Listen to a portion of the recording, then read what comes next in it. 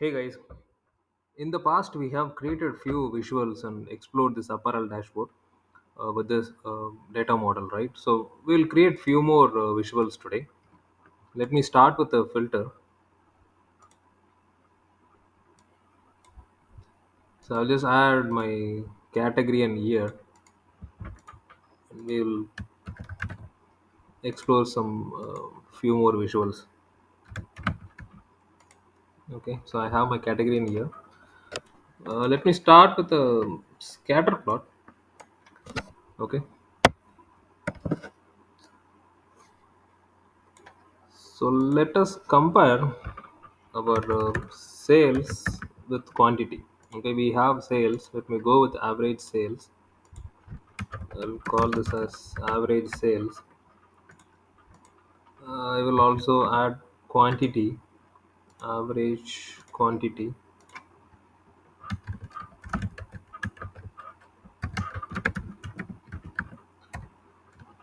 So scatter plot will help us in identifying a correlation between these two measures. Okay, let's see if there is any pattern or correlation between these two.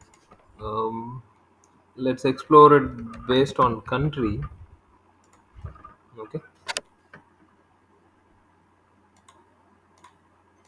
let me maximize it. Let me also color it by dimension so that we will get different colors for each of the dimension. I will make it persistent so that the color stays with it. um, Legend I will disable. Okay, so now if we look at the data, so we have sales over here in the x-axis and quantity over here. So we could see uh, a pattern, right? So if you notice these records, they are all correlated. I mean, we see a trend here. So as the sales, the quantity increases, the sales also increases. There is a correlation between the quantity and the sales. So you see this upward trend. So the higher the quantity, higher the sales. Similarly, so basically, scatterplot helps us to plot or identify these kind of relationships, right? So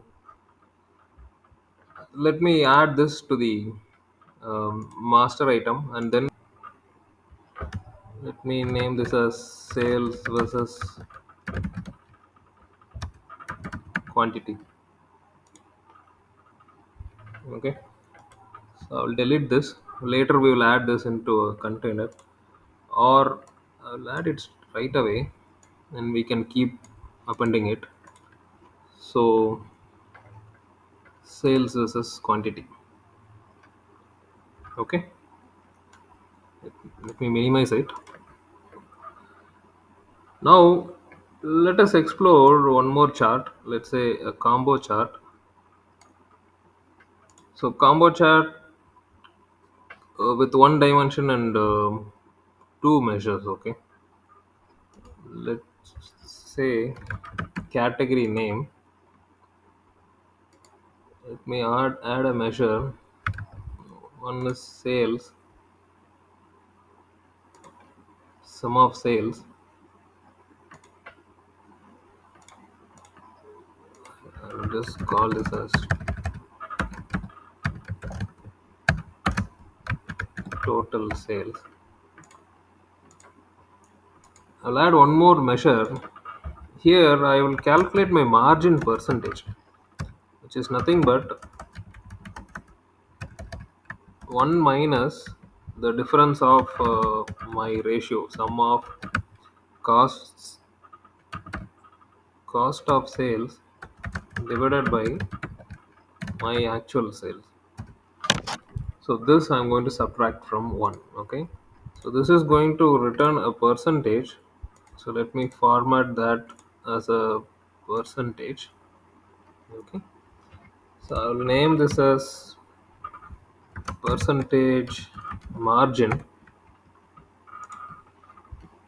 Okay, let's do some tweak to the presentation. So legend, let it be presentation. I'll enable the data points, point labels, bar labels, so we could see all these values. Okay,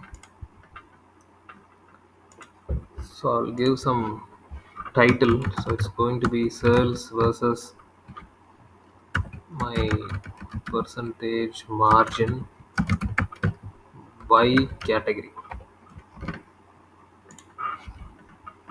Okay, so let me add this to the master item, and I will delete this. I will add it over here.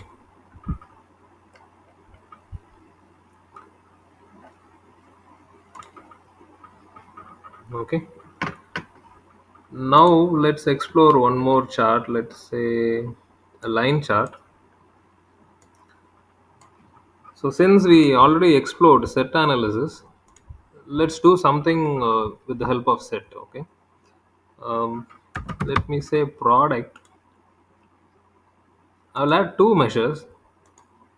So probably with the help of set, we will try to do a comparison of current sales versus previous year sales. Okay, so I will say sum of sales, curly brace, angle brace. Year I have field year. Here I will go with my maximum year. Okay, so whether I select or not, whatever is max will be my current year. So I'll write a formula max of year. Okay, let me execute the evaluate it with the help of dollar and equal to. So I could see sum of year is equal to 2018, right? Getting evaluated here. So this is my current year sales. Okay, so similarly I will add one more for my previous year. I will just reduce one from here. So max year minus one. Okay, it's 2017. I'll copy this and apply it in the label to make it dynamic. Okay, I'll start with equal to. So this is going to be max year minus one, and this is going to be max year. So I this labels are going to be dynamic, right? So one is current year, another is previous year. Now let's do some tweak to the presentation. Show data points, value labels, auto. So I'm displaying the labels. Okay. Now when nothing is selected, it's going to take the maximum year 2018 versus 2017. And if I select 2016, then 2016 is going to be my max year, and this is, I mean, the current year, and 2015 is my previous year. Right? Let me select a few categories, and we will explore those products. Right? We can easily compare the current year versus previous year. Okay, with the so set helps us in doing these kind of comparisons, right? So let me add this to the master item. So I'll call this as current versus previous year sales comparison. Okay, so I'll delete this. I'll update the container here. So sales was current versus previous year sales comparison. Okay, so we got the plot over here. So finally we will explore one more chart. um, let's say Mekko chart.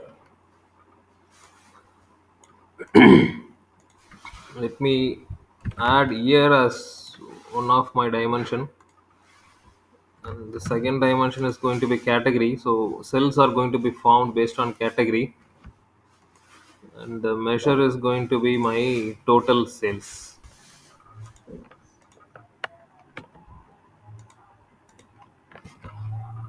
Okay, so what we see here is year wise split and category wise blocks, right?